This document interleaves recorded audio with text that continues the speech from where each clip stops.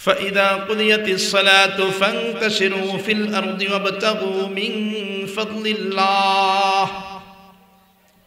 فإذا قضيت الصلاة فانتشروا في الأرض وابتغوا من فضل الله আল্লাহ পাক রব্বুল আলামিন এই আয়াতের মাধ্যমে গোটা দুনিয়াবাসীকে বুঝায় দেন। আল্লাহ পাক রব্বুল আলামিন বলেন, যখন নামাজ শেষ হয়ে যায়, নামাজ আগে না নামাজ পড়ে, জোরে বলেন নামাজ আগে। যখন আল্লাহ পাক বলছেন যখন নামাজ শেষ হয়ে যাবে, তারপরের কথা বলতেছেন।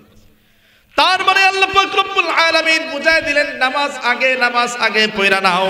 আল্লাহ পাক রব্বুল আলামিন বুঝায় দেন যখন নামাজ শেষ হয়ে যায়, নামাজ শেষ হয়ে যাওয়ার পরে তোমরা রিজিকের তালাশে জমিনের মধ্যে ছড়িয়ে পড়ো, জমিনের মধ্যে ছড়িয়ে পয়রা রিজিক তালাশ করবা। তার মানে তোমার পরিশ্রম করা লাগবে। নামাজ শেষ করে হেঁটে হেঁটে জমিনের মধ্যে যাবা, নামাজ শেষ করে হেঁটে হেঁটে ব্যবসার দিকে যাবা, নামাজ শেষ করে চাকরির দিকে যাবা। তার মানে আগে চাকরি না, আগে নামাজ। জোরে বলেন না আগে কি? তার মানে আমরা পরিশ্রম করব, কিন্তু আল্লাহকে ভুইলা যায়া পরিশ্রম করলে হবে না। আল্লাহ পাক রব্বুল আলামিন এই আয়াতের মাধ্যমে বুঝায় দিলেন, বান্দা জমিনের মধ্যে নামবা তো রিজিকের তালাশে নামবা, পরিশ্রম করতে হবে। দোকানে বসতে হবে, পরিশ্রম করতে হবে। সারাদিন চাকরি করতে হবে, পরিশ্রম করতে হবে। বসের কথা শুনতে হবে। সারাদিন ক্ষেতের মধ্যে ক্ষেত খামারের কাজ করতে হবে। সারাদিন ধান লাগাইতে হবে, পাট লাগাইতে হবে, বিভিন্ন রকমের ফল ফসল লাগাইতে হবে। পরিশ্রম আছে না নাই?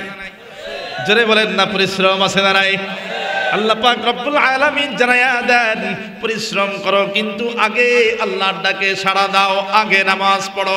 আগে নামাজ পড়া তারপরে জমিনের মধ্যে পরিশ্রমে লাগা যাও, জমিনের মধ্যে রিজিকের তালাশে লাগা যাও।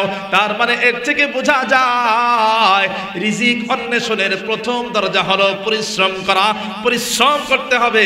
শুধু পরিশ্রম না কইরা বৈশা থাকলে রিজিক অন্বেষণ হবে না। পরিশ্রম করতে হবে। আমার কথা সহজে বুঝতে পারতেছেন? পরিশ্রম করতে হবে। কোন এক আল্লাহর ওলি আল্লাহর দরবারে দোয়া করতেন, আল্লাহুম্মা ইন্নী আজাবতু দাওয়াতাকা, হে আল্লাহ আমি তোমার ডাকে সাড়া দিয়েছি, তোমার দেওয়া। এরপরে বলতেন তোমার দেওয়া ফরজ নামাজ আদায় করেছি। দেখেন, প্রথম বলতেন আল্লাহ তোমার ডাকে আমি সাড়া দিয়ে মসজিদে আসছি। এরপরে বলতেছেন হ্যাঁ ওয়া সাল্লাইতু ফারদাকা, তোমার ফরজ নামাজটাও আমি আদায় করতেছি, আদায় করেছি। তোমার ডাকে সাড়া দিলাম, ফরজ নামাজ আদায় করলাম। এরপরে বলতেছে এখন আবার তোমার আদেশ অনুযায়ী জমিনের মধ্যে রিজিকের তালাশে নেমে গেছি। তোমার আদেশ অনুযায়ী জমিনের মধ্যে রিজিকের তালাশে নেমে যাইতেছি আল্লাহ। এরপরে বলতেছেন আল্লাহ তুমি আমাকে উত্তম রিজিকের ব্যবস্থা করে দাও। তাহলে খেয়াল করে দেখেন দোয়া কত সুন্দর দোয়া। আল্লাহর কাছে ডাক দিয়ে বলেন আল্লাহ প্রথমত আমি তোমার ডাকে সাড়া দিয়া মসজিদে আসছি, মসজিদে আইসা এরপরে তোমার যেই ফরজ নামাজ আদায় করেছি, এরপরে বাকি নামাজগুলো আদায় করেছি। এবার আমি তোমার ওই যে আদেশ তুমি যে বলেছ যে রিজিকের তালাশে বের হয়ে যাও, নামাজ শেষ হলে রিজিকের তালাশে বের হয়ে যাও, তোমার ওই আদেশ অনুযায়ী এইবার আমি রিজিকের তালাশে বের হয়েছি। আল্লাহ পরিশ্রম তো আমি করতেছি, এবার মালিক রিজিক দেওয়ার মালিক হলো তুমি। আল্লাহ তোমার দরবারে উত্তম রিজিক চাই, তুমি আমাকে উত্তম রিজিকের ব্যবস্থা করে দাও। ও আল্লাহ আমি জানি তুমি উত্তম রিজিক দেনেওয়ালা, তুমি সারা উত্তম রিজিক দেনেওয়ালা কেউ নাই। তাহলে দেখেন পরিশ্রম আছে না নাই? নামাজের পরে পরিশ্রম করতে হবে কি হবে না? আল্লাহর ডাকে সাড়া দেওয়ার পরে পরিশ্রম করতে হবে কি হবে না? এর দ্বারা বোঝা যায় রিজিকের প্রথম দরজা হলো পরিশ্রমের দরজা। কিসের দরজা জোরে বলেন? শুধু কি বসে থাকলে চলবে? শুধু বসে থাকলে চলবে না। ঘরে বসে থাকলে রিজিক আসবে এই ভাবনাও ভুল, এই ধারণাও ভুল। আপনার পরিশ্রম অবশ্যই করতে হবে। আমার কথা বুঝতেছেন? কোনো ঝামেলা আছে? হ্যাঁ, বুঝতে অসুবিধা হচ্ছে? অসুবিধা হলে বলেন। বুঝতেছেন তো? তাহলে বলেন রিজিকের দরজা কয়টা মনে আছে? আবার বলেন কয়টা? সবাই বলেন কয়টা? চারটে দরজার মধ্যে প্রথম দরজার নাম কি? মাশাআল্লাহ সবাই মুখস্থ হয়েছে দেখা যায়। প্রথম দরজার নাম কি? পরিশ্রম। প্রয়োজনে লিখে রাখেন। এগুলা দিয়ে আগামীকাল থেকে এগুলা প্রমাণ করতে হবে, শুধু মুখে বললে হবে না, এগুলা কাজে পরিণত করতে হবে। পরিশ্রম করতে হবে। আস্তে আস্তে আমি বলতেছি কতগুলো দরজা খুলতে হবে। দেখেন কটা দরজা? চারটা। প্রথম দরজা পরিশ্রমের দরজা। কিসের দরজা ধরে বলেন? পরিশ্রমের দরজা প্রথম দরজা। এবার আসেন দ্বিতীয় দরজা। দ্বিতীয় দরজার নাম হলো তাওয়াক্কুলের দরজা। তাওয়াক্কুল বুঝেননি আপনারা? তাওয়াক্কুল মানে কি বলেন তো? হ্যাঁ, জোরে বলেন। অনেকে বলে না, হুজুর কোনটা হয় কোনটা না হয়, কি না হয়, পরে যদি এবার পেঁচ লেগে যায় কোনটা হবে কোনটা হবে না। ওই যে আমার উস্তাদগণ গল্প বলতেন, এক উস্তাদ গল্প বলতেন, সামান্য উদাহরণ দিয়ে বুঝাই, গল্প করতেছি না, উদাহরণ দিয়ে বুঝাইতেছি। মেয়ে দেখতে গেছে, তাই মেয়ে দেখতে যাওয়ার পরে মেয়েকে ওই যে নামাজ কালাম সম্বন্ধে তো জিজ্ঞাসা করে সবাই যে আসলে নামাজ কালাম পড়ে কিনা। তো মুরব্বীরা জিজ্ঞাসা করছে, বলো তো ফজরের ফরজ নামাজ কয় রাকাত? মেয়েকে জিজ্ঞাসা করছে কয় রাকাত বলেন তো আপনারা, বলেন তো, বলেন না কয় রাকাত? না, ফরজ ফরজ ফরজ কয় রাকাত? তো মেয়েকে জিজ্ঞাসা করছে, বলো তো ফরজ নামাজ কয় রাকাত? মেয়ে এমন মেয়ে, জিন্দেগিতে কোনোদিন ফজরের নামাজই পড়ে নাই, এ কেমনে জানবে? এখন দাদি আর নানি ওই যে পর্দার আড়াল থেকে দেখায় দেয়, কত দেখায় দেওয়ার পরে মেয়ে এক পর্যায়ে কতক্ষণ চিন্তা ভাবনা করে কয় 12 রাকাত। কয় রাকাত? একটু পরে দাদি আবার দেখাই দিচ্ছে, মেয়ে কয় 14 রাকাত। আবার রাগ হয়ে হাত দায় করে দেখাই দিচ্ছে, 16 রাকাত। এখন এই মেয়েকে কি আর ঘরে তুলবে? এই মেয়ে আর পছন্দ হবে? মুরব্বীরা সব চলে গেছে। চলে যাওয়ার পরে সবাই এসে ধরছে, তোরে বারবার দেখাইতেছি 2 2 2 2, তুই কি এগুলো কি শুরু করছিস? কি 12 কি 14 কি 16? কই 12 রাকাত কই? তাই মানে না, তুমি তোমার 2 রাকাত মানবে। 12 তো 14 নিলাম, 14 থেকে 16 নিলাম, এত কিছু বলতেছি তারপরেও মানে না। আর তোমার ওই 2 রাকাত ওটা বুঝি মানবে? এত বাড়ায় বললাম তাই মানে না, কমায় বললে কেমনে মানবে? এখন অবস্থা হয়েছে এরকম, না হুজুর কোনটা থেকে কোনটা বলে ফেলবো, কোনটা মানবেন না, এই জন্য বলি না, চুপচাপ থাকি। চুপচাপ থাকেন না, ভুল হইলে ভুল হোক, কিন্তু বলতে হবে। ভুল হতে হতে আস্তে আস্তে শুদ্ধ হয়ে যাবে ইনশাআল্লাহ। কথা বুঝাইতে পারলাম? তাহলে বললাম রিজিক আসার দরজা কয়টা? জোরে বলেন কয়টা? 4টা। 4টার মধ্যে প্রথম দরজার নাম কি? আবার বলেন না, প্রথম দরজার নাম কি? দ্বিতীয় দরজার নাম হলো তাওয়াক্কুল, আল্লাহর উপরে ভরসা। কার উপরে ভরসা? জোরে বলেন, আবার বলেন কার উপরে ভরসা? আল্লাহ পাক রব্বুল আলামিন এখানে একটা আয়াত নাযিল করে তাওয়াক্কুলের কথা বুঝাই দিচ্ছেন। আল্লাহ পাক রব্বুল আলামিন বলেন, ওয়া মান ইয়াতাওয়াক্কাল আলাল্লাহি ফাহুয়া হাসবুহ। আল্লাহ পাক রব্বুল আলামিন বলেন যে আল্লাহর উপরে, যে কেউ আল্লাহর উপরে নির্ভর করে, কার উপরে নির্ভর করতে হবে? জোরে বলেন, ভরসা হবে কার উপর? আবার বলেন না কার উপর? আল্লাহ পাক রব্বুল আলামিন বুঝাই দেন, যারা আল্লাহর উপরে ভরসা করবে, আল্লাহ তার কর্ম সম্পাদনের জন্য, তার কাজগুলো সম্পূর্ণ করে দেওয়ার জন্য যথেষ্ট। ভরসা করতে হবে কার উপর?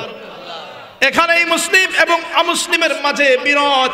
একজন অমুসলিম যে মুসলমান নয়, কাফের মুশরিক, তার মাথার মধ্যে চিন্তা থাকে শুধুমাত্র পরিশ্রমের দরজা দিয়ে রিজিক আসবে, শুধুমাত্র পরিশ্রম করার দ্বারাই রিজিক আসবে। অমুসলিম এটা চিন্তা করে শুধুমাত্র পরিশ্রম করলে কি আসবে? রিজিক আসবে। এই কারণে পরিশ্রম করতে করতে যদি কোনোদিন শুধু লস খাওয়া যায়, লস খাওয়ার সঙ্গে সঙ্গে অবস্থা খারাপ, লস খাওয়ার সঙ্গে সঙ্গে আত্মহত্যা করতে চায় অমুসলিম যারা, বুঝেন? কারণ তাদের চিন্তা হলো লস খাইছি, কিভাবে আবার লাভবান হব? লাভবান হওয়া তো সম্ভব না। কিন্তু একজন মুসলমান যখন লস খায়, মুসলমানদের মনের মধ্যে তাওয়াক্কুলের দরজা খোলা আছে। মুসলমান জানে রিজিক দেনেওয়ালা আল্লাহ, যেই আল্লাহ লস দিতে পারেন, ওই আল্লাহ লাভ দিতে পারেন কি পারেন না? জোরে বলেন না, পারেন কি পারেন না? এই জন্য একজন মুসলমান প্রকৃত ঈমানদার, তার কাছে তখন ওই আল্লাহ তাওয়াক্কুলের দরজা খোলা থাকে। সে চিন্তা করে যে আল্লাহ লস দিয়েছে, সেই আল্লাহ আবার লাভবান বানায় দিতে পারে। যেই আল্লাহ 5 লাখ টাকা লস দিয়েছে, সেই আল্লাহ 10 লক্ষ টাকা আবার লাভবান বানায় দিতে পারে, 10 লক্ষ টাকার মালিক বানায় দিতে পারে। আল্লাহর কাছে নেওয়া যেমন সহজ, দেওয়া আরো বেশি সহজ। দেনেওয়ালাকে, জোরে বলেন না দেনেওয়ালাকে। শুধু পরিশ্রম করলে চলবে না, বরঞ্চ আল্লাহর উপরে ভরসা রাখা লাগবে। দেনেওয়ালাকে वो मेरे रब है, मेरे सब है, मेरे पलने वाला है। वो मेरे दिल में हिदायत का बत्ती जलने वाला है। वो मेरे मालिक है, वो खालिक है, वो रहमान और रहीम है। वो मेरे मालिक है, वो खालिक है, वो रहमान और रहीम है। वो मेरे सत्तार है, जब्बार है, रज़्ज़ाक़ व करीम है। वो मेरे सत्तार है, जब्बार है, रज़्ज़ाक़ व करीम है। এই সুন্দর ফুল সুন্দর ফল মিঠা নদীর পানি খোদা তোমার মেহেরবানি। এই সুন্দর ফুল বলেন, এই সুন্দর ফুল সুন্দর ফল মিঠা নদীর পানি খোদা তোমার মেহেরবানি।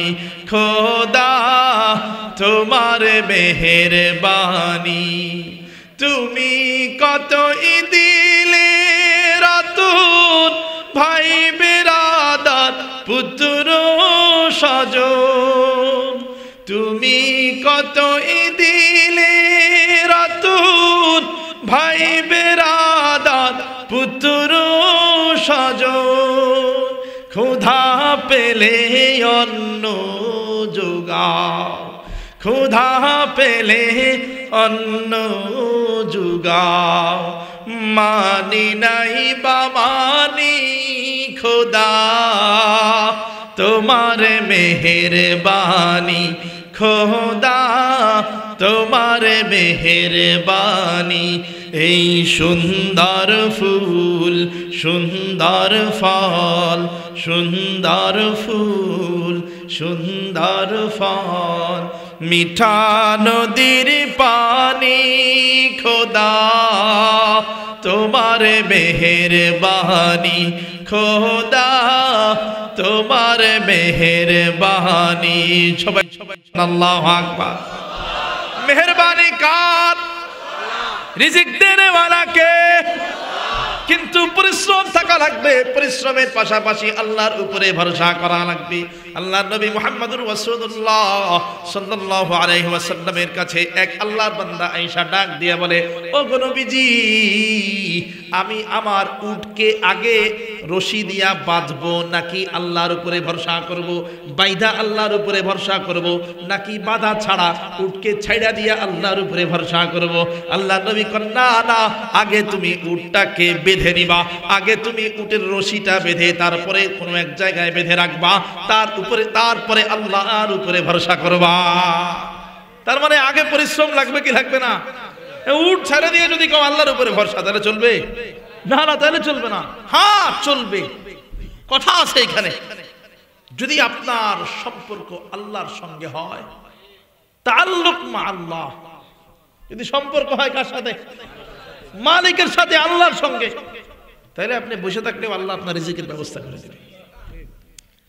ওমর ফারুক রাদিয়াল্লাহু তাআলা আনহু থেকে হাদিস বর্ণিত, তিনি বলেন, তোমরা যদি আল্লাহর উপরে 100% ভরসা স্থাপন করতে পারতা, যদি তোমরা আল্লাহর উপরে এমন ভরসা করতে পারতা যে আল্লাহ না খাওয়াইলে আমি আর খাবো না, বৈশা রইছি, কিছু করব না, মালিকের উপরে যদি 100% ভরসা করতে পারতা, তাহলে মালিক তোমাকে কুদরতি হাত দিয়া খাওয়াই দিত।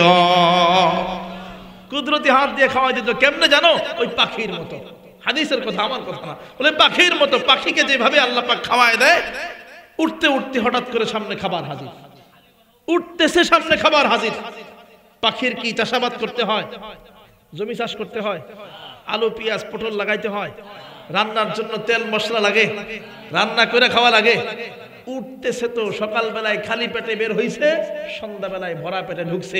কোন দিক দিয়ে রিজিক আসছে নিজেও খবর নাই, নিজেও জানে না। কথা বুঝাইতে পারলাম? এই জন্য কেউ যদি আল্লাহ পাক রব্বুল আলামিনের উপরে 100% ভরসা স্থাপন করতে পারে তাহলে পরিশ্রম লাগবে না। কিন্তু আমরা তো 100% ভরসা স্থাপন করতে পারি না। আমরা মনে করি আগে দোকান খুলবো, দোকানে কাস্টমার আসবে, দোকানের পণ্য বেচা কেনা হবে, তারপরে বোধহয় রিজিক আসবে। আমাদের মাইন্ড যেহেতু এরকম, এই জন্য আমাদের দোকানও খোলা লাগবে, দোকানদারিও করতে হবে, ব্যবসা বাণিজ্যও করতে হবে, চাকরিও করতে হবে, পরিশ্রম করতে হবে, এরপরে আল্লাহ উপরে ভরসা স্থাপন করতে হবে, তাওয়াক্কুল করতে হবে, আল্লাহর উপরে ভরসা করতে হবে। তাহলে বোঝা যায় ওই যে ভরসার দরজা অর্থাৎ তাওয়াক্কুলের দরজা দিয়ে আল্লাহ পাক রব্বুল আলামিন রিজিকের ব্যবস্থা করে দেবে। তাহলে রিজিকের দরজা কয়টা ছিল? জোরে বলেন না কয়টা? আবার বলেন, সবাই বলেন, জোরে বলেন। এক নম্বর কিসের দরজা? আবার বলেন কিসের দরজা? পরিশ্রম করতে হবে, পরিশ্রম করতে হবে। দুই নম্বর পরিশ্রমের সাথে সাথে পরিশ্রমের সাথে সাথে তাওয়াক্কুল করতে হবে, আল্লাহর উপরে ভরসা স্থাপন করতে হবে। পরিশ্রম করতেছি আল্লাহ, আল্লাহকে বুঝাইতে হবে আল্লাহ পরিশ্রম করতেছি কিন্তু রিজিক দেওয়ার মালিক হলো তুমি, তোমার উপরে ভরসা করলাম আল্লাহ। পরিশ্রম করতেছি, এইবার ভরসা কার উপর? লস হইলেও কার উপর? লাভ হইলেও কার উপর? আল্লাহর উপর। বুঝাইতে পারছি? তাহলে রিজিকের দুই নম্বর দরজার নাম কি? তাওয়াক্কুল। জোরে বলেন। আরে হইলে হবে না, এলে নাই, জোরে বলেন না। তাওয়াক্কুল এক নম্বর দরজা, পরিশ্রম দুই নম্বর দরজা। এবার আসেন তিন নম্বর দরজা, রিজিকের তৃতীয় দরজার নাম হলো তাকওয়া। কি? জোরে বলেন। আবার বলেন, জোরে বলেন। কিসের দরজা? এক নম্বর কি মনে আছে? জোরে বলেন। এক নম্বর, দুই নম্বর, দুই নম্বর তাওয়াক্কুল, তিন নম্বর জোরে বলেন মুখস্থ করতে হবে। তিন নম্বর আল্লাহ পাক রব্বুল আলামিন পবিত্র কুরআনুল কারীমের মধ্যে জানায় দেন, আল্লাহ পাক রব্বুল আলামিন জানায় দেন ওয়া মাইয়াত্তাকিল্লাহা ইয়াজআল লাহু মাখরাজা ওয়া ইয়ারযুকুহু মিন হাইসু লা ইয়াহতাসিব। আল্লাহ পাক রব্বুল আলামিন বলেন কেউ যদি তাকওয়া অর্জন করে, তাকওয়া মানে আল্লাহকে ভয় করা। কাকে ভয় করা বলেন না? আল্লাহ পাক রব্বুল আলামিন জানায়া দেন কেউ যদি আল্লাহ পাক রব্বুল আলামিনকে ভয় করতে পারে, দুনিয়াতে সে যত মুসিবতের মধ্যে পড়ুক না কেন, দুনিয়াতে লস খাইছে অথবা ব্যবসায় লাভবান হইতে পারে নাই, লস খেয়ে গেছে, অথবা ব্যবসার মধ্যে কোনো মুসিবতে পড়ে গেছে, চাকরি জীবনে কোনো মুসিবতের মধ্যে পড়ে গেছে, আল্লাহ পাক রব্বুল আলামিন বলেন সে যদি আল্লাহকে ভয় করে নেওয়ালা বান্দা হয়, আল্লাহ পাক রব্বুল আলামিন তার জীবনের সব রকমের সমস্যার সমাধান করে দিবে। সব রকমের মুসিবত থেকে তাকে উদ্ধার করবেন কে? কিন্তু তাকওয়ার দরজা খুলতে হবে, তাকওয়া অর্জন করতে হবে, তাকওয়া অবলম্বন করা লাগবে। আল্লাহ পাক রব্বুল আলামিন বলেন যদি তাকওয়া অবলম্বন করতে পারো তোমাদের জন্য আরো পুরস্কার আছে। পুরস্কার কি? বলে ওয়ারযুকুহু মিন হাইসু লা ইয়াহতাসিব। আল্লাহ পাক রব্বুল আলামিন এমন জায়গা থেকে তোমাকে রিজিকের ব্যবস্থা করে দিবেন যেই জায়গার কথা তুমি কল্পনাও করতে পারো না। এমন জায়গা থেকে রিজিকের ব্যবস্থা করবেন তাকওয়া অর্জন করলে। এবার আসেন তাকওয়া যে অর্জন করব, কোথায় তাকওয়া অর্জন করব, কিভাবে তাকওয়া অর্জন করব? আমরা অনেকেই বুঝি না। রিজিক অন্বেষণের ক্ষেত্রে তাকওয়া অর্জন করব মানে কি? শুনেন, আজকে মানাটা বুঝে নেন। উদাহরণ দেই, মনে করেন আপনার ছেলে স্কলারশিপ পেয়েছে। স্কলারশিপ বুঝেন তো? ওই সরকারিভাবে বিদেশে পড়ার জন্য একটা সুযোগ পায় না? তো স্কলারশিপ পাওয়ার পরে বাপ মায়ের অনেক টাকা খরচ হয়। প্রত্যেক মাসে দেখা যায় ছেলে সন্তানকে 2-3 লাখ টাকা করে পাঠাইতে হয় যদি ফ্রি স্কলারশিপ না পায়। যদি সাধারণ বা প্রাইভেট ভাবে স্কলারশিপ পায়, এক কথায় বিদেশে সন্তান আপনি পড়াবেন। এখন বিদেশে সন্তান পড়ানোর জন্য খরচ আছে না নাই? যেরকম না খরচ আছে না নাই? এখন খরচ হয়ে যাবে 30 লাখ টাকা, আপনার কাছে আছে মোটে 10 লাখ টাকা। বুঝেন ভালো করে, ভালো করে বুঝেন, খেয়াল দিয়ে বুঝেন। আপনার কাছে আছে কত? জোরে বলেন কত? লাগবে কত? 30 লাখ। এখন বাকি 20 লাখ কই পাবেন? এখন এর কাছে যায়, ওর কাছে যায়, আমারে 5 লাখ দাও, 10 লাখ দাও, কেউ দেয় না। এত টাকা কেউ কাউকে দেয় নাকি? দেয় না। এখন একজন পরামর্শ দিল, তুমি এক কাজ করো, ব্যাংকের থেকে লোন নাও। তোমার জায়গা জমি যা আছে এইগুলো ব্যাংকে দেখাইলে ব্যাংক তোমাকে লোন দিবে। এখন ব্যাংক যে আপনারে লোন দিবে, লোনটা কি মাগনা মাগনা দিবে? মাগনা বুঝেন তো? এই জায়গায় কি মাগনা বলেনি? বাংলায় তো বলে, মানে ফ্রি ফ্রি আপনাকে লোন দিবে। ব্যাংক কি বলবে? ইন্টারেস্ট দিতে হবে। ইন্টারেস্ট বুঝেন তো? ইন্টারেস্ট মানে কি বলেন তো? হ্যাঁ হ্যাঁ, লাভ। আরেকটা ভাষা আছে ইন্টারেস্টের, ব্যাংকের ইন্টারেস্টের একটা ভাষা আছে, ওটা কি জোরে বলেন, আবার বলেন কি? সবাই বলতেছেন তো? হ্যাঁ, কেউ কেউ না বলে আছে নাকি? দেখেন সবাই বুঝতেছেন তো? ব্যাংক আপনার থেকে যেই প্রত্যেক মাসে মাসে বাড়ায় বাড়ায় যে টাকাটা নিবে লোন দেওয়ার পরিবর্তে, সেটাকে কি বলা হয়? সুদ বলা হয়। এখন আপনার সন্তানকেও লেখাপড়া করাইতে হবে। লেখাপড়া করাইতে চাইলে ব্যাংকের থেকে লোনও নিতে হবে। লোন নিলে সুদ ছাড়া কোনো লোন, বুঝাইতে পারছি আমি? হ্যাঁ, এই যে তাকওয়া, এইখানে হতে হবে তাকওয়া। আল্লাহ পাক রব্বুল আলামিন জানাই দিয়েছেন, ওয়া আহাল্লাল্লাহুল বাই'a ওয়া হাররামার রিবা। আল্লাহ পাক রব্বুল আলামিন জানাই দিয়েছেন, আমি ব্যবসাকে হালাল করেছি, সুদকে করেছি হারাম। কার কথা? সরাসরি কার কথা? জোরে কন্যা কার কথা?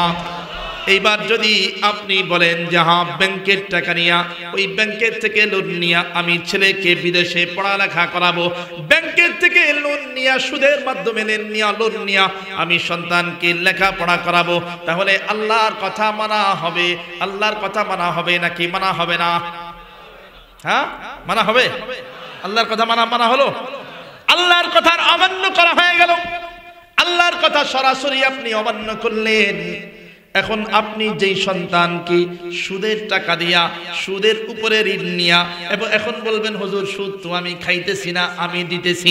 আল্লাহর নবীর হাদিস শোনেন, আল্লাহর নবী মুহাম্মদুর রাসূলুল্লাহ সাল্লাল্লাহু আলাইহি ওয়াসাল্লাম এখানে জানায় দিয়েছেন, যে সুদ দেয়, যে সুদ নেয়, ও ভাই ভালো করে বুঝেন, যে সুদ দেয়, যে সুদ নেয়, যে সুদের কারবারির সাক্ষী থাকে, যে সুদের কারবারি লেখালেখি করে, অর্থাৎ লেখক, সাক্ষী, সাক্ষ্যদাতা, এরপরে সুদ দেনেওয়ালা, সুদ লেনেওয়ালা, সবার উপরে অভিশাপ।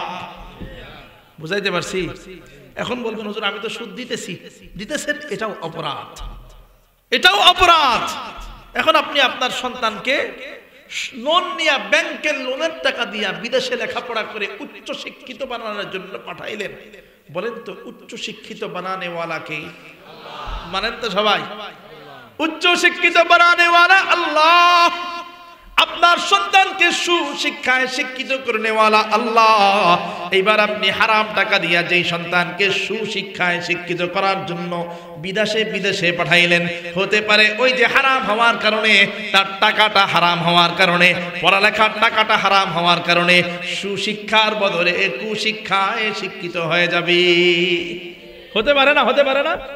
এমনও হতে পারে সেই সন্তান বিদেশ থেকে আইসা আপনার জোরে জবাই করে দিছে। হয় না? হয় না?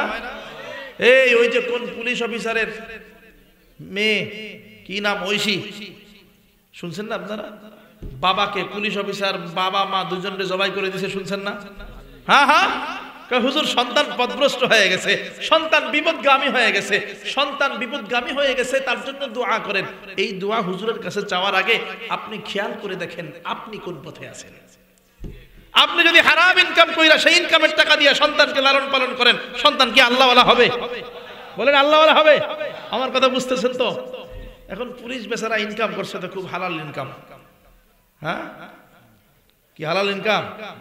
হ্যাঁ, আমার অনেকে রাগ হবেন, হুজুর সবাই তো এরকম না। সবাই এরকম না, আমিও জানি। 90% অবস্থা খারাপ। দেখা যায় ওই দুই ঘুষ যেটা, সুদ যেটা, হারাম যেটা, 1 টাকা নিলেও হারাম, 1 লাখ টাকা নিলেও হারাম। বুঝাইতে পারছি? 1 টাকা নিলেও হারাম। বিশাল এক, কি বলে আপনার, 1 কলস দুধের মধ্যে পেশাব বেশি করা লাগবে নাকি 1 ফোঁটা পড়লেই শেষ? হ্যাঁ, 1 ফোঁটা পড়লেই সব শেষ। সুতরাং আপনি যদি ঘুষের টাকা 5 টাকাও খান, সেটাও ঘুষ হারাম। আবার যদি 5 লক্ষ খান, সেটাও ঘুষ হারাম। এখন এই যে পুলিশ ভাইয়েরা যারা, এরপরে সরকারি কর্মকর্তা যারা ছিলেন, এখন কেমন আছে আমি জানি না, অতীতের কথা বলতেছি, যারা ছিলেন ম্যাক্সিমাম 95% ইনকামের মধ্যে ঢুকছে হারাম টাকা। সন্তানগুলো কি আল্লাহওয়ালা হবে? এই জন্য সন্তানগুলো জবাই করে দিয়েছে। যেই সন্তানের জন্য আপনি এত টাকা ইনকাম করতেছেন, হালাল হারাম না দেখে যেই সন্তানের জন্য বাড়ি গাড়ি করে গেলেন, যেই সন্তানকে সুশিক্ষায় শিক্ষিত করার জন্য হালাল হারামের বাছ বিচার না করে সেই টাকা দিয়ে বিদেশের লেখাপড়া করার জন্য পাঠাইলেন, ওই সন্তান যে সুশিক্ষায় শিক্ষিত হবে তার গ্যারান্টি কি? কোনো গ্যারান্টি তো নাই। কুশিক্ষায় শিক্ষিত হইয়া ঐশীর মতো সন্তান হইয়া আপনাকে জমাইও দিতে পারে। এই জন্য আল্লাহ পাক রব্বুল আলামিন জানায় দিয়েছেন, ওই সময় তাকওয়া অবলম্বন করো, আল্লাহর ভয় অন্তরের মধ্যে আইনা ফালাও, আল্লাহর ভয় অন্তরের মধ্যে ঢুকায় ফেলাও। কোন সময়? বলে যেই সময় ব্যাংকের থেকে লোন নিতে হবে, যেই সময় সুদের কারবারের সঙ্গে জড়িত হতে হবে, সেই সময় সুদের কারবারের সঙ্গে জড়িত না হইয়া আল্লাহর ভয় অন্তরের মধ্যে ঢুকায় দাও, আল্লাহর ভয় অন্তরের মধ্যে আনো। আল্লাহ দেখতেছেন আমি যে সুদের টাকা দিয়ে আমার সন্তানকে লেখাপড়া করাইতে চাইতেছি, আমি যে হারাম টাকা দিয়ে আমার সন্তানকে সুশিক্ষায় শিক্ষিত করতে চাইতেছি, না না, আমার সন্তানকে সুশিক্ষায় শিক্ষিত করার মালিক কি? জোরে বলেন না কে? এখানে আয়েশা তাকওয়া অবলম্বন করতে হবে, মনে মনে আনতে হবে, প্রয়োজনে আমার সন্তানকে আমি লেখাপড়াই করাবো না, প্রয়োজনে আমার সন্তানকে আমি লেখাপড়াই করাইলাম না, কিন্তু তারপরেও আমি হারাম কাজের মধ্যে লিপ্ত হব না। আল্লাহ পাক রব্বুল আলামিন যেহেতু জানায় দিয়েছেন, সুদ হারাম করে দিয়েছেন, ঘুষ হারাম করে দিয়েছেন, এই জন্য এই টাকা দিয়া প্রয়োজনে আমার সন্তানকে আমি পড়াবই না, প্রয়োজনে আমার সন্তানকে আমি মূর্খ বানায় রাখবো, তারপরেও এই হারাম টাকা আমার সন্তানের পিছনে খরচ করতে চাই না। এইরকম একটা তাকওয়া যদি অর্জন করতে পারেন, এই তাকওয়ার দরজা যদি খুলতে পারেন, আল্লাহ পাক রব্বুল আলামিন ডাক দিয়া বলে, বান্দা ওই তাকওয়ার দরজা খুলতে পারলে, আল্লাহ ভীতির দরজা খুলতে পারলে, আমি আল্লাহ ওই তাকওয়ার দরজা দিয়া তোমাকে অফুরন্ত রিজিকের ব্যবস্থা করে দেব। অফুরন্ত রিজিক পেয়ে যাবা, তুমি আল্লাহর জন্য হয়ে যাও, দেখবা সব তোমার জন্য হয়ে গেছে। खेती आसर सब्ज है तेरे गजा के वास्ते, चांद सूरज और सितारे है जिया के वास्ते, बहर बर शम्सु कमर माँ वो शुमा के वास्ते, ये जहाँ तेरे लिए और तू खुदा के वास्ते, ये जहाँ तेरे लिए और तू खुदा के वास्ते। बोले बंदा তুমি যদি আল্লাহর জন্য হয়ে যাও, তোমার অন্তরের মধ্যে যদি আল্লাহর ভয় ঢুকাইতে পারো, দেখবা চাঁদ তোমার জন্য হয়ে গেছে, সূর্য তোমার জন্য হয়ে গেছে, ফল ফসল সব তোমার জন্য হয়ে গেছে, গোটা দুনিয়া তোমার জন্য হয়ে গেছে। তাহলে রিজিকের দরজা কয়টা ছিল? জোরে বলেন, আবার বলেন না, কয়টা ছিল? প্রথম দরজার নাম কি? জোরে কোন প্রথম দরজার নাম কি? আবার বলেন নাকি? দ্বিতীয় দরজার নাম কি? আবার বলেন তা নাম কি? ভরসা, তাওয়াক্কুল। তৃতীয় দরজার নাম কি? তাকওয়া। কি জোরে কোন? মানে কি তাকওয়া মানে কি বলেন? আবার বলেন তাকওয়া মানে কি? জোরে বলেন, আবার বলেন। কেউ যদি তাকওয়া অর্জন করতে পারে, আল্লাহ পাক রব্বুল আলামিন বলেন তাকওয়ার দরজা হলো রিজিক আসার সবচাইতে বড় দরজা। আপনি ওজনে কম দিয়েন না, ওজনে কম দিলে দেখবেন কি এই ভয় যদি অন্তরের মধ্যে ঢুকান, ওজনে কম দেওয়া যাবে না। আপনি কাউকে ঠকাবেন না, কাউকে ঠকাইতে গেলে অন্তরের মধ্যে তাকওয়া আনেন, কাউকে ঠকানোর ক্ষেত্রে অন্তরের মধ্যে আল্লাহর ভয় ঢোকান, বোনের জায়গা মেরে দেওয়ার ক্ষেত্রে অন্তরের মধ্যে আল্লাহর ভয় ঢোকান, বোনকে ঠকানোর ক্ষেত্রে অন্তরের মধ্যে আল্লাহর ভয় ঢোকান, ভাইকে ঠকানোর ক্ষেত্রে অন্তরের মধ্যে আল্লাহর ভয় ঢোকান, কাস্টমারকে ঠকানোর ক্ষেত্রে অন্তরের মধ্যে কার ভয় ঢোকাবেন? আল্লাহ পাক রব্বুল আলামিন বলেন এইভাবে যদি তাকওয়া অর্জন করতে পারো, কাউকে ঠকানোর ক্ষেত্রে যদি আল্লাহর ভয় অন্তরের মধ্যে ঢুকাইতে পারো, আল্লাহ পাক রব্বুল আলামিন বলেন ওয়ালাউ আন্না আহলাল কুরা আমানু ওয়াত্তাকাউ লাফাতাহনা আলাইহিম বারাকাতিম মিনাস সামাই ওয়াল আরদ। আল্লাহ পাক রব্বুল আলামিন বলেন এই জনপদের অধিবাসীরা যদি ঈমান আনতো এবং যদি তাকওয়া অবলম্বন করত, মানে আল্লাহর ভয় যদি অন্তরের মধ্যে ঢুকাইতো, আল্লাহ পাক রব্বুল আলামিন বলেন আসমান জমিনের রিজিক আসার বরকতের যতগুলো দরজা আছে আমি ওই জনপদের অধিবাসীদের জন্য সব দরজাগুলো খুলে দিতাম। তাকওয়া অর্জন করতে পারলে জনপদের অধিবাসীদের জন্য রিজিকের সবগুলো দুয়ার খুলে দিতাম। তাকওয়া এত বড় দামি জিনিস, আল্লাহর ভয় এত বড় দামি জিনিস। ব্যবসার ক্ষেত্রে আল্লাহর ভয় অন্তরের মধ্যে থাকা লাগবে কি লাগবে না? চাকরির ক্ষেত্রে আল্লাহর ভয়ের দরকার আছে না নাই? দেখবেন তখন বসকে ফাঁকি দিতে মনে চায়। ব্যবসার ক্ষেত্রে আল্লাহর ভয় অন্তরে ঢোকান, কাউকে ওজনে কম দিতে মনে চাবে না। ব্যবসার ক্ষেত্রে আল্লাহর ভয় অন্তরে ঢোকান, কাউকে ঠকাইতে মনে চাবে না। বুঝাইতে পারছি? তখন আল্লাহ পাক বলেন, ওই যে 2 টাকা মানুষকে ঠকাইয়া তুমি যেই লাভবান হইতা, তুমি তাকওয়া অর্জন করার কারণে আমি আল্লাহ তোমাকে 4 টাকার ব্যবস্থা করে দিব। বুঝাইতে পারলাম? তাহলে রিজিকের 3 নম্বর দরজা তাকওয়া। এবার আসেন 4 নম্বর দরজা। 4 নম্বর দরজার নাম হলো তাওবা। জোরে বলেন কি? আবার বলেন নাকি? রিজিক আসার 4র্থ দরজার নাম হলো তাওবা। উলামায়ে কেরামগণ বলেন তাওবার মাধ্যমে রিজিক আসে, তাওবা করার মাধ্যমে রিজিক আসে। হযরত নূহ আলাইহিস সালাম 950 বছর পর্যন্ত তার কওমকে, তার এলাকাবাসীকে দাওয়াত দিয়েছেন, দ্বীনের দাওয়াত। কত বছর? 950 বছর। এমন এক জাতি 950 বছর দাওয়াত দেওয়ার পরেও সোজা হয় না। 950 বছর দাওয়াত দিয়েছিল, পরে সোজা হয় না। গুনাহ, শুধু গুনাহ করতেছে, গুনাহ করতেছে। নূহ আলাইহিস সালাম বারবার আল্লাহর দরবারে দোয়া করে, আল্লাহ কোন জাতির কাছে আমারে পাঠাইলা? এত দোয়া করতেছি, এত বারবার বুঝাইতেছি, এত বারবার তাদেরকে ওয়াজ নসিহত করতেছি, তারা কোনো ওয়াজ নসিহতে শোনে না। আল্লাহ কোথায় পাঠাইলা? 950 বছর দাওয়াত দেওয়ার পরে নূহ আলাইহিস সালাম হতাশ হয়ে যান নাই। সেই সময় আশার বাণী শোনাইতেছেন। হযরত নূহ আলাইহিস সালাম তার অধিবাসীদের কাছে যাইয়া, কওমের কাছে যাইয়া নূহ আলাইহিস সালাম আশার বাণী শোনান। নূহ আলাইহিস সালাম বলেন, ইস্তাগফিরু রাব্বাকুম ইন্নাহু কানা গফফারা।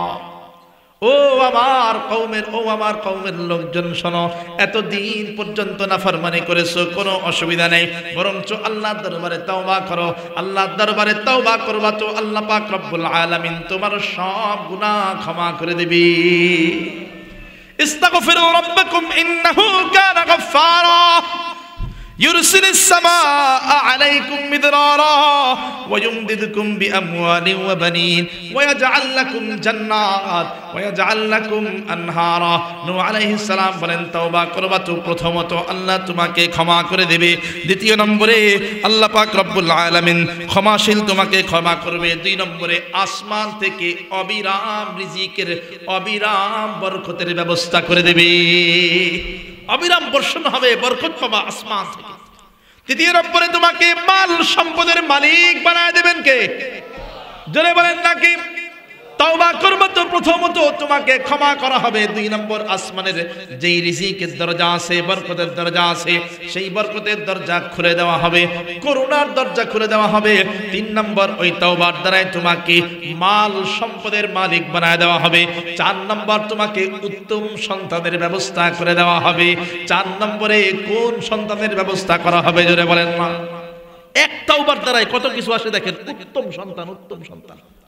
5 নম্বরে তোমার যে ক্ষেত খামার গুলো আছে, যেখানে ফসলি জমির মধ্যে বরকত হয় না, ফসলি জমির মধ্যে ভালো করে বরকত নেই, ফসল ফলে না, আল্লাহ পাক রব্বুল আলামিন বলেন বেশি বেশি কইরা তওবা করো, তোমার ওই ফসলি জমিনের মধ্যে আল্লাহ পাক রব্বুল আলামিন বরকত দিয়া ভরপুর করে দেবে। 6 নম্বরে পানির ব্যবস্থা করে দেওয়া হবে, ঝর্ণার ব্যবস্থা করে দেওয়া হবে, নদী নালার ব্যবস্থা করে দেওয়া হবে। আল্লাহ পাক রব্বুল আলামিন বলেন তুমি তওবা করো, 6টা জিনিস পাইবা।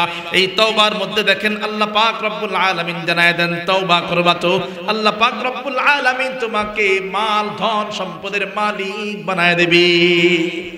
তওবা রিজিক আসার আরো একটা দরজা। বুঝাইতে পারলাম? তওবা রিজিক আসার আরো একটা দরজা।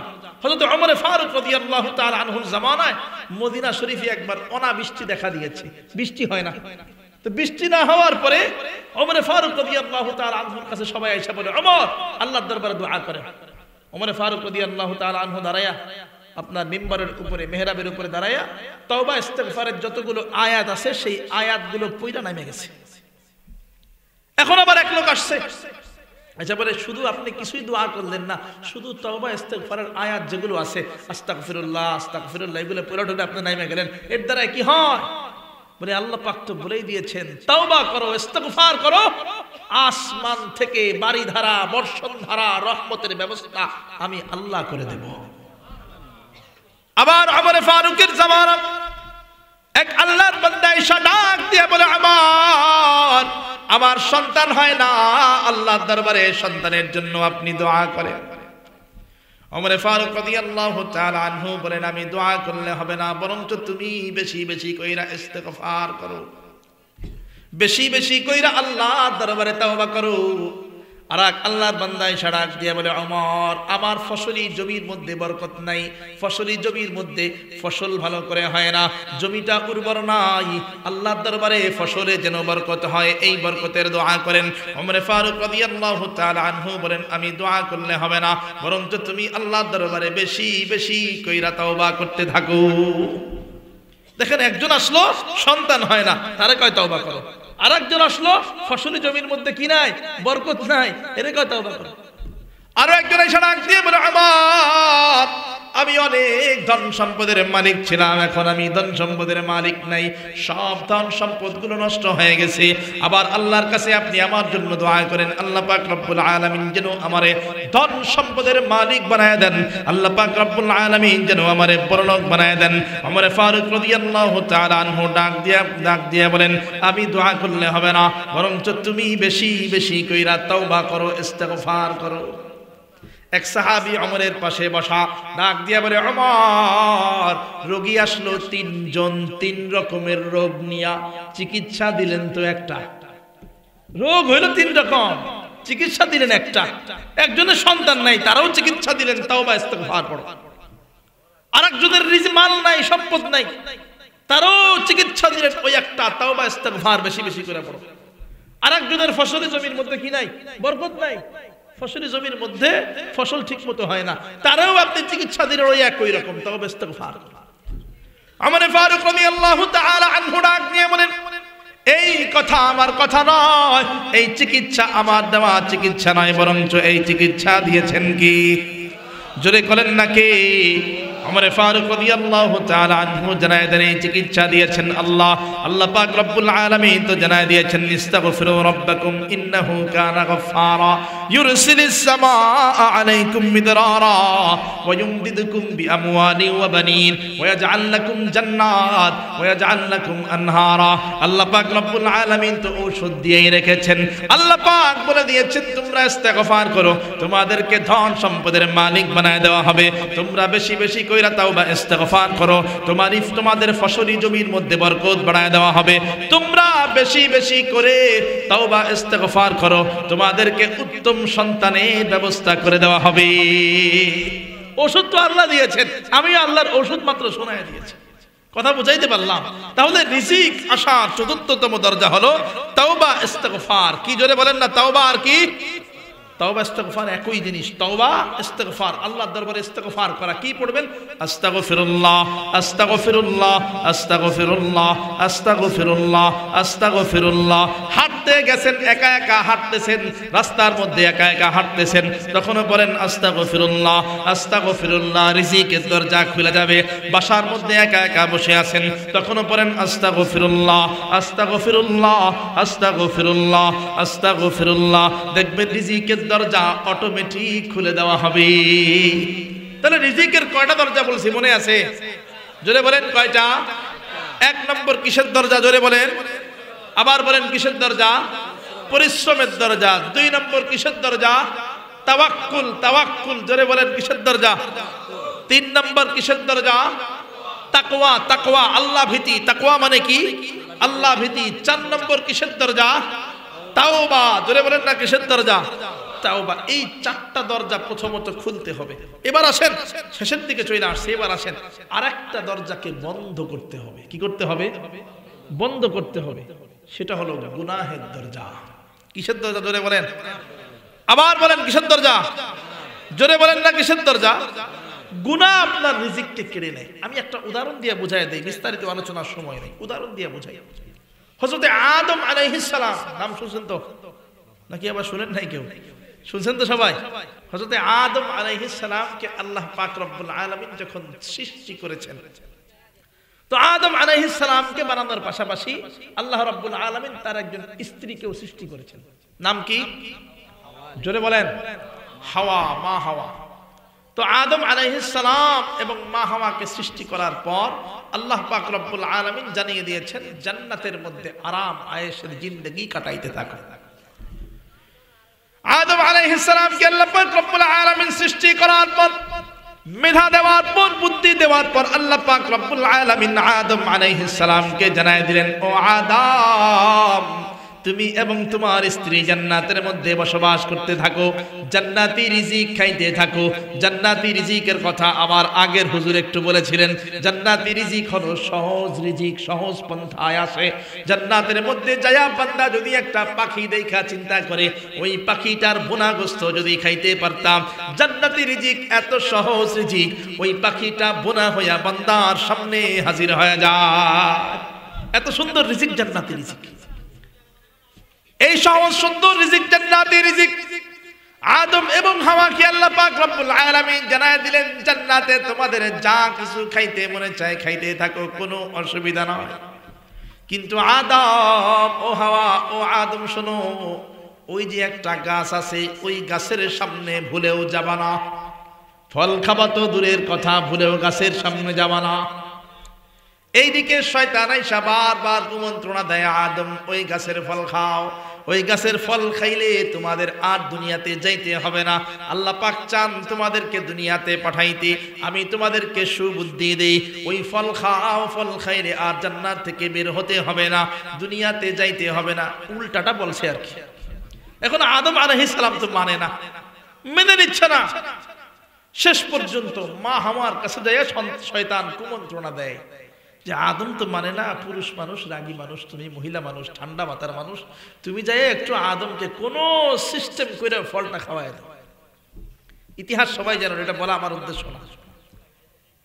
তো শেষ পর্যন্ত শয়তানের কুমন্ত্রণায় উভয়জন আদম এবং হাওয়া আল্লাহর কথা অমান্য করে ওই গন্ধম নামক ফলটা খেয়ে ফেলছে। খাওয়ার সঙ্গে সঙ্গে আল্লাহ পাক রব্বুল আলামিন ডাক দিয়ে বলে, আদম, জান্নাতি সব রিজিক তোমাকে গ্রহণ করতে বলেছি, শুধুমাত্র একটা গাছের কাছে যেতে নিষেধ করেছিলাম। কিন্তু আদম, তুমি তো আমার কথা শোনো নাই, আমার কথা মানলা না। আমার কথা না মানার কারণে যাও যাও, এই জান্নাতে আর তোমার জায়গা নাই। জান্নাতি সব রকমের রিজিক বন্ধ করে দেওয়া হলো। কুল্লাহ বিতু মিনহা জামিআ, ও আদম, তুমি এবং হাওয়া এবং শয়তান এই সবাই মিলা তোমরা দুনিয়ার জমিনে নাইমা যাও।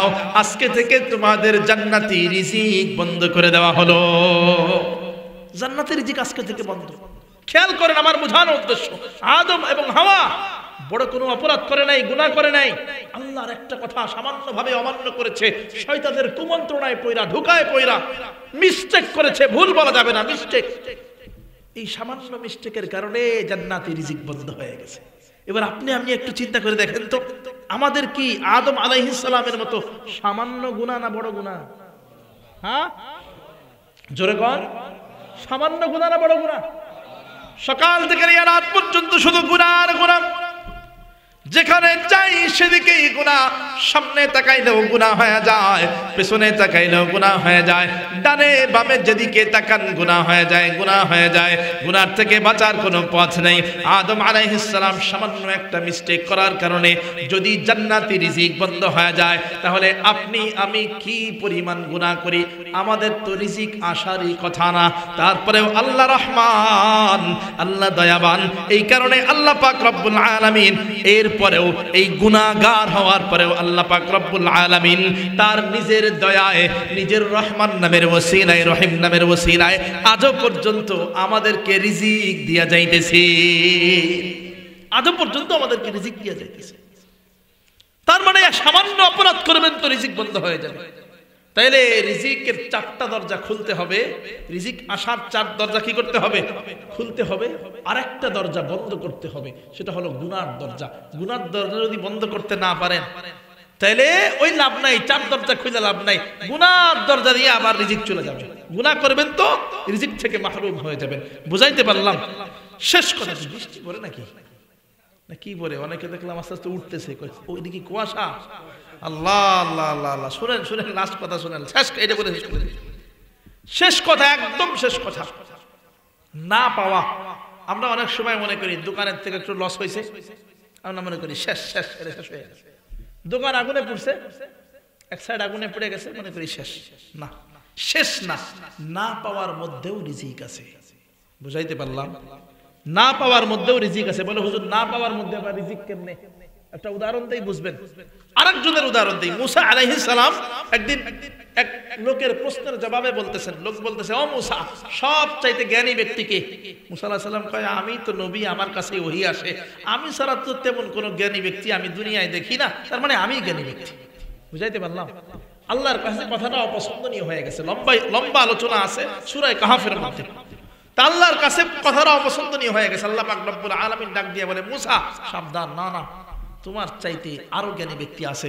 মুসা আলাইহিস সালাম ডাক দিয়ে বলে, আল্লাহ, আমার চাইতে জ্ঞানী ব্যক্তি আর কে আছে? তারে আমি দেখবার চাই, তার থেকে কিছু জ্ঞান অর্জন করতে চাই। আল্লাহ পাক রব্বুল আলামিন ডাক দিয়ে বলে, মুসা, তার দেখা পাবা অমুক সমুদ্রের মাঝখানে মাঝারি স্থানে, তার দেখা পাবা। তার দেখা পাওয়ার জন্য রওনা হয়ে যাও। তার থেকে ইলম অর্জন করতে পারলে একটা মাছকে ভাজি কইরা রওনা হয়ে যাও। মুসা আলাইহিস সালাম এবং তার খাদেম মিলা এক মাছ ভাজি কইরা রওনা হয়ে গেছে। আল্লাহ পাক জানায় দেন, বলে মাছ যেখানে জীবিত হয়ে যাবে সেখানে একটা রাস্তা তৈরি হবে, সেখানে তুমি ওই লোকের দেখা পাওয়া যাবা, ওই জ্ঞানী ব্যক্তির দেখা পাওয়া যাবা। মুসা আলাইহিস সালাম পথ চলতে চলতে হঠাৎ করে কোন সময় যেন মাছ, ওই ভাজা মাছটা তাজা হয়া নদীর ভিতরে ঝাঁপ দিয়া পয়রা রাস্তা তৈরি করে দিয়েছে। কিন্তু মুসা আলাইহিস সালামের খবর নাই, বিশ্রাম নেওয়ার জন্য দাঁড়িয়েছিলেন, খবর পান নাই, আবার উঠা রওনা দিয়েছে। সারাদিন পার করে ফেলেছে। হঠাৎ করে মুসা আলাইহিস সালামের ক্ষুধা লেগে গেছে। মুসা আলাইহিস সালাম কয়, কিরে মাছ ওটা লাভ দিবে পরে, আগে আমরা দেখায় নেই, ক্ষুধা লাগছে, আগে দেখাই। এখন খাদেম ডাক দিয়ে বলে, ও আল্লাহর নবী মুসা, মাছ তো অনেক আগে লাভ দিয়ে পড়ে গেছিল, আপনারা যে বলবো আমার মনে নাই। মুসা আলাইহিস সালাম কয়, সর্বনাশ, তাড়াতাড়ি দৌড়তে ওইদিকে। আবার দুজন মিলে দৌড় দিছে। দৌড়ে যায়, দেখে হ্যাঁ ওই জায়গায় একটা রাস্তা। রাস্তা দিয়ে ঢুকতেই দেখে এক আল্লাহর বান্দা চাদর মুড়ি দিয়ে শুয়ে আছে।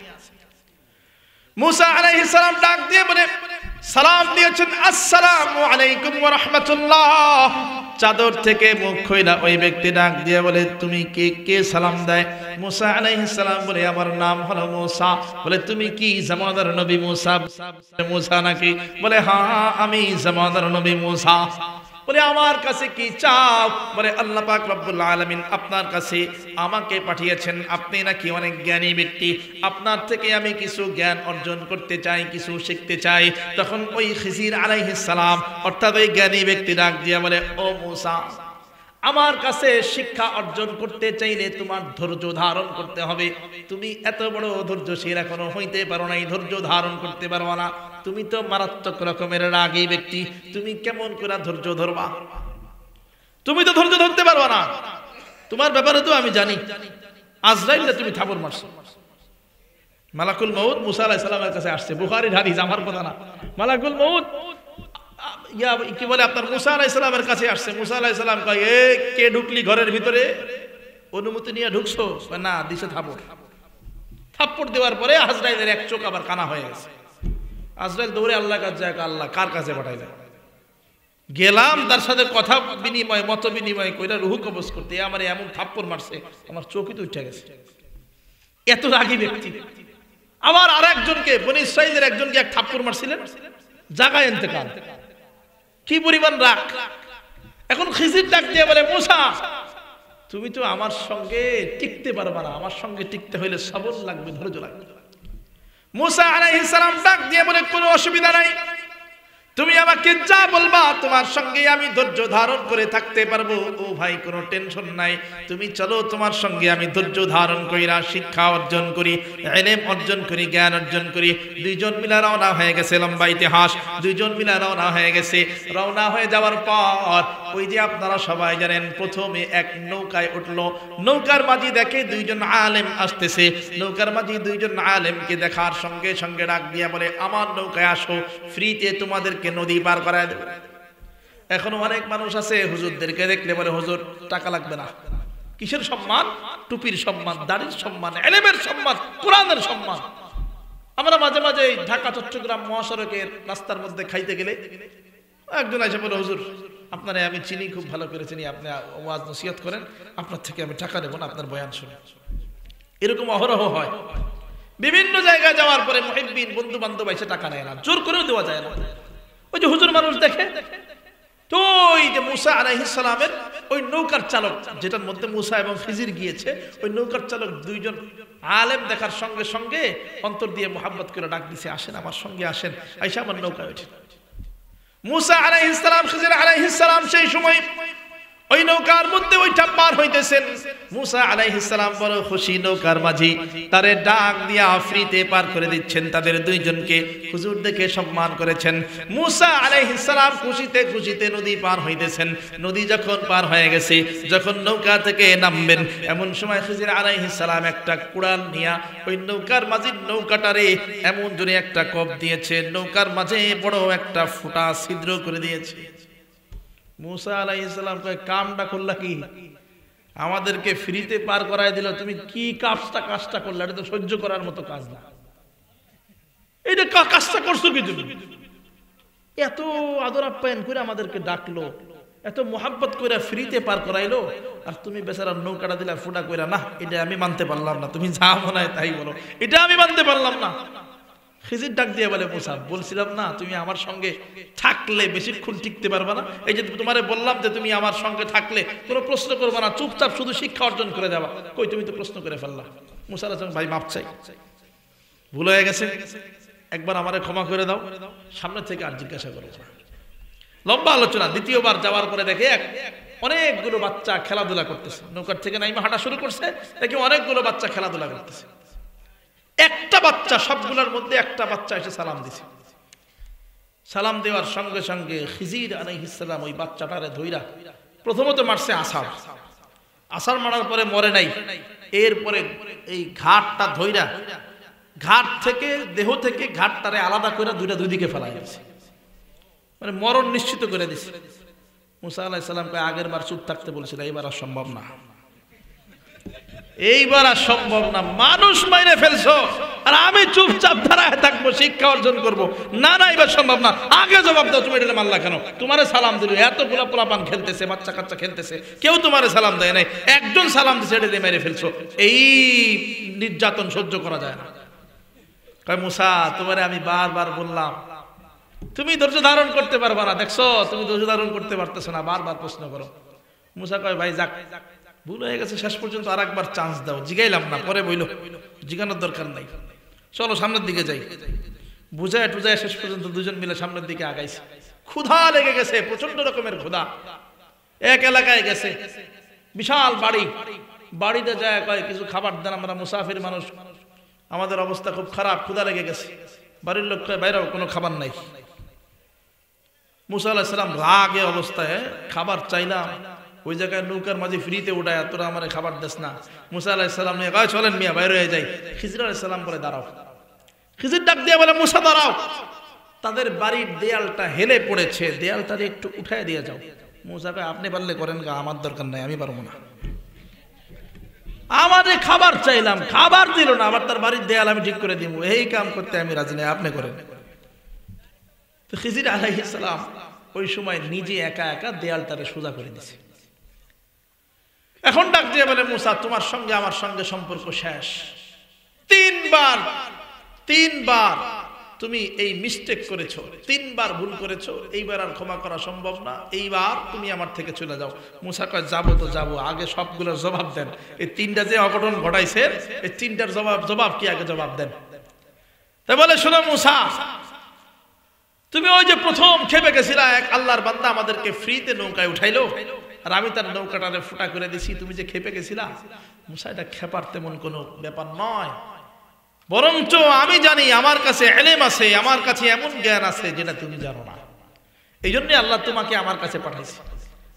আমি জানি এই রাজ্যের যেই বাদশাহ, ওই বাদশাহ ভালো নৌকা পাইলে নিয়ে যায়, নৌকাটার মধ্যে কোনো একটা ছিদ্র থাকলে সেই নৌকা আর নেয় না। এখন আমার বোঝানোর উদ্দেশ্য আসেন, আমি বললাম না পাওয়ার মধ্যেও রিজিক আছে না নাই। এখন দেখেন, সাধারণ দৃষ্টিতে দেখা যায় নৌকা ফুটা করে দেওয়া মানে রিজিক ফুটা করে দেওয়া, নৌকার দিয়ে ওই মানুষটা রিজিক অন্বেষণ করে, রিজিক অর্জন করে, নৌকাটারে ফুটা করে দিছে মানে ক্ষতি করে দিছে, কিন্তু ক্ষতির মাধ্যমেও রিজিকের ব্যবস্থা হয়ে গেছে কিনা? কারণ এই নৌকা যদি ফুটা না করতো, গোটা নৌকাটাই নিয়ে চলে যেত, রিজিক পুরো বন্ধ হয়ে যাইতো। কিন্তু নৌকা ফুটা কইরা সাময়িক ভাবে ক্ষতি কইরা হইলেও বড় রিজিক অন্বেষণের ব্যবস্থা করে দিয়েছে। মুসা আলাইহিস সালাম ডাক দিয়ে বলে 2 নম্বরটা বলো। বলে হ্যাঁ 2 নম্বরটা হলো যেই সন্তানটাকে আমি মেরে ফেলেছি ওই সন্তানটা বড় হলে কাফেরদের অন্তর্ভুক্ত হয়ে যাইত, সেই ইলম তোমার কাছে নাই, আমার কাছে আছে। আমি জানি ওই সন্তান বড় হয়ে পথভ্রষ্ট হয়ে যাইত, পথভ্রষ্ট হয়ে গেলে তার বাপ মা ওই সন্তানের কারণে জাহান্নামী হয়ে যাইত। বাপ মা রিজিক টিজিক যা আছে, ইনকাম টিনকাম যা আছে সব ওই সন্তানের পিছনে খরচ করলেও লাভ হইতো না। সাধারণ দৃষ্টিতে যদিও বা দেখা যায় সন্তানকে হত্যা করে রিজিক থেকে বঞ্চিত করেছে, কারণ সন্তানও এক ধরনের রিজিক, উত্তম সন্তান নেককার সন্তানও এক ধরনের রিজিক। যদিও বা দেখা যায় বাপ মাকে সন্তান হারা করেছে, বঞ্চিত করেছে, কিন্তু ওই সন্তান হারা করার দ্বারাই, সন্তান থেকে বঞ্চিত করার দ্বারাই বাপ মাকে জান্নাতে যাওয়ার রাস্তাটাকে ক্লিয়ার করে দিয়েছে। যদি বলেন না সুবহানাল্লাহ। এই জন্য বললাম না পাওয়ার মধ্যেও রিজিক আছে না নাই? জোরে কন্যা রিজিক আছে না নাই? তাহলে আজকের গোটা আলোচনা আমি আবার আপনাদেরকে বুঝাইয়া দিই প্রথম থেকে। রিজিক আসার কয়টা দরজা আছে বলেন? জোরে বলেন কয়টা? মুখস্থ হইছে? জোরে বলেন না কয়টা? প্রথম দরওয়াজা কি? পরিশ্রম। পরিশ্রম লাগবে কি লাগবে না? অবশ্যই পরিশ্রম লাগবে। এটা হলো রিজিক আসার প্রথম দরওয়াজা।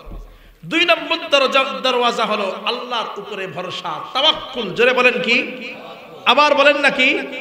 তাওয়াক্কুলের দরজা। তাহলে প্রথম পরিশ্রম করতে হবে, পরিশ্রমের পাশাপাশি আল্লাহর উপরে ভরসা স্থাপন করতে হবে। 3 নম্বর হলো তাকওয়ার দরজা। কিসের দরজা? ওজনে কম দিবেন। হ্যাঁ হ্যাঁ বলেন। ওজনে কম দিতে গেলেই যেন আল্লাহর কথা মনে পড়ে যায়। হাই রে, আল্লাহর ভয় অন্তরের ভিতরে এমন ভাবে ঢুকান, ওজনে কম দিতে গেলেই আল্লাহর কথা মনে পড়ে যাবে। পারবো না ইনশাআল্লাহ? তাহলে 3 নম্বর হলো তাকওয়ার দরজা। 4 নম্বর হলো তাওবার দরজা। কিসের দরজা? ধরে বলেন। এই 4টা দরজা খুললে 4টা দরজা দিয়ে রিজিক আসবে। বুঝাইতে পারলাম? আর বন্ধ করতে হবে গুনাহের দরজা। কিসের দরজা? জোরে বলেন না কিসের দরজা? আবার না পাওয়ার মাঝেও রিজিক আছে না নাই? অনেক সময় না পাওয়ার মাঝে ক্ষয়ক্ষতি হলে হায় হুতাশ করা যাবে না, বরঞ্চ ভরসা করতে হবে কার উপর? ভরসা করতে হবে কার উপর? গোটা আলোচনাটা বুঝছেন তো? বুঝতে পারছেন তো? মনে থাকবে তো? কালকে থেকে কাজে পরিণত করবেন, শুধু মনে রাখলে চলবে না। কালকে থেকে আমল করবেন, আমলে পরিণত করবেন। কি? প্রথম পরিশ্রম করব, এরপরে আল্লাহর উপরে ভরসা করব, আল্লাহর ভয় অন্তরের মধ্যে রাখবো। যদি কোনো গুনাহ হয়ে যায়, গুনাহ হোক বা না হোক, আল্লাহর দরবারে তওবা করব। কি করব? জোরে বলেন। জোরে বলেন না কি করব? এই 4টা দরজা খুলতেই হবে, আর গুনাহের দরজা বন্ধ করতে হবে। তাহলে আসমান থেকে অফুরন্ত রিজিক এসে আপনার জীবনকে রিজিকময় ভরপুর করে দেবে। সবাই বুঝছেন তো? মাইন্ডের মধ্যে সেট আপ করে নেন। আল্লাহ পাক রব্বুল আলামিন আমাদের সবাইকে রিজিকের এই 4টা দরজা খোলার তৌফিক দান করেন। সবাই বলেন না আমিন। রিজিকের এই 4 দরজা অবলম্বন করার তৌফিক দান করেন, গুনাহের দরজা বন্ধ করার তৌফিক দান করেন। সবাই বলেন না আমিন। ওয়া আখিরু দাওয়ানা আলহামদুলিল্লাহ।